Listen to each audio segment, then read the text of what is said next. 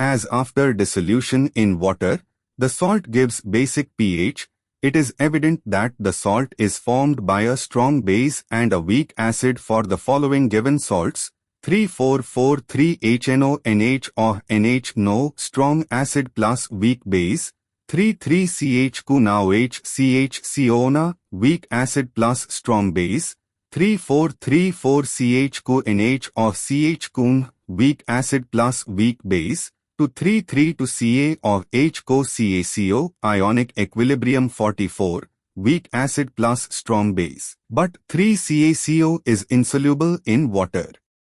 106, which has the highest pH?